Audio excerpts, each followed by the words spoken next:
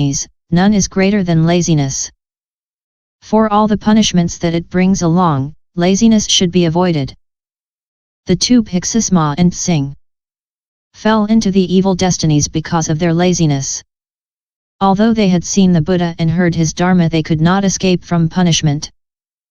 It is by considering the punishments reserved for laziness thus in many ways that exertion progresses.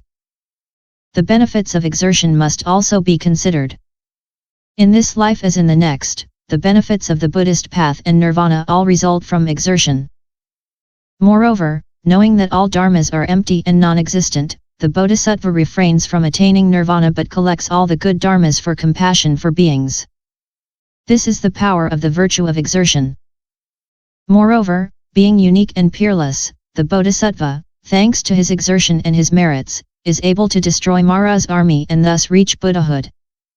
Once having become Buddha, he knows that all the dharmas are of a single characteristic, free of marks and truly empty. He teaches these dharmas to beings by all kinds of speech and all kinds of skillful means. He saves beings from the sufferings of birth, old age, sickness, and death. When he is on the point of entering nirvana, he entrusts the body of the Dharma to the Bodhisattva Mahasattva Milo, to Kyacho, etc. Then he enters into the diamond concentration and breaks the bones of his body into pieces the size of mustard seed. Thus, he never abandons the power of exertion in order to save beings. See Kazutta. Moreover, when Ananda was preaching the 7 minds of awakening to the Bhiksus and had come to the mind of awakening called exertion, the Buddha said to Ananda, "Are you talking about the mind of awakening called exertion?" Ananda replied, "Yes, I am speaking about the mind of awakening called exertion." 3 times the Buddha asked the same question and Ananda made the same reply. Then rising from his seat, the Buddha said to Ananda, "People who know, love and practice exertion, there is nothing that they cannot obtain. They will infallibly succeed in reaching Buddhahood." It is thus by considering the benefits of exertion in many ways that one succeeds in increasing this energy. Sometimes the Buddha speaks about zeal, sometimes of exertion and sometimes of conscientiousness. Zeal is compared to a man who, on the point of making a journey, first decides to go. Exertion is compared to a man who, once on his journey, decides not to stop. Conscientiousness is compared to a man who is careful that his journey does not slow down. From this we know that zeal gives rise to exertion. That exertion in turn gives rise to conscientiousness and that conscientiousness in turn produces all the good dharmas including arriving at the state of Buddhahood. Moreover, the bodhisattva who wants to escape from birth, old age, sickness, and death and who also wants to save beings always needs exertion, one-pointedness and conscientiousness. When a person holding a pot of oil is able to pass through a large crowd without spilling any oil, his attentiveness and his carefulness are worthy of praise and profit. When a man arrives safe and sound across difficult passages, on a sloping bridge or on a mountain path, with the help of a suspended rope or riding on a goat, during the present lifetime he gets praise and profit thanks to this attentiveness and his carefulness. It is the same for the person who seeks the path with exertion. By means of his attentiveness and his carefulness, he gets whatever he wishes for.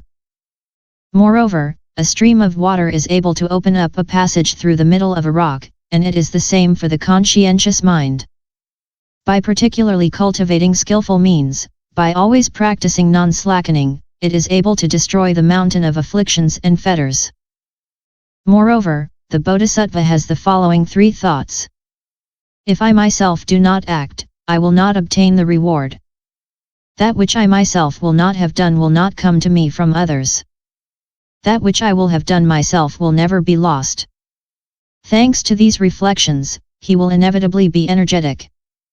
To attain Buddhahood, he will be diligent, active, and conscientious. The lazy bhikshu admonished by a demon. A young forest monk, alone in the forest, was lazy in practicing dhyana. In this forest there was a deva, a disciple of the Buddha. He entered into the body of a corpse, approached the young monk singing and dancing, with this stanza. In the forest, little bhiksu, why are you lazy?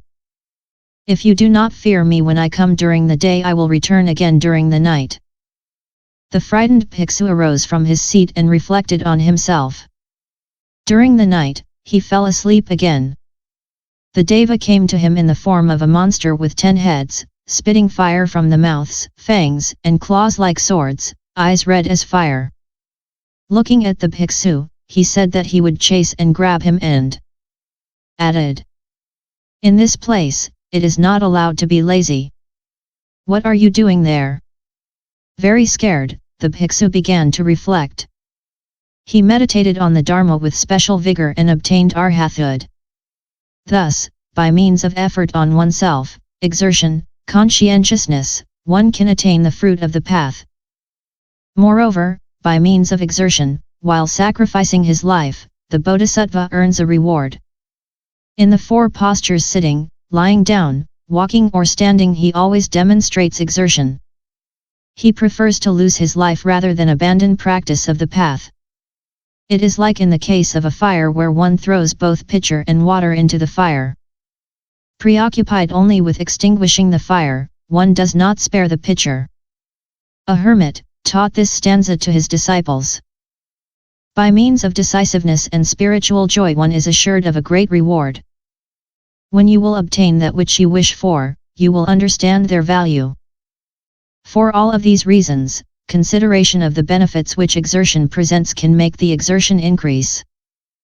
Finally, the Bodhisattva cultivates ascetic practices and, when a person comes to ask him for his head, his eyes, his marrow, or his skull, he gives them, saying, "Even for me, who possess patience, exertion, wisdom, and the power of skillful means, it is suffering to undergo torments.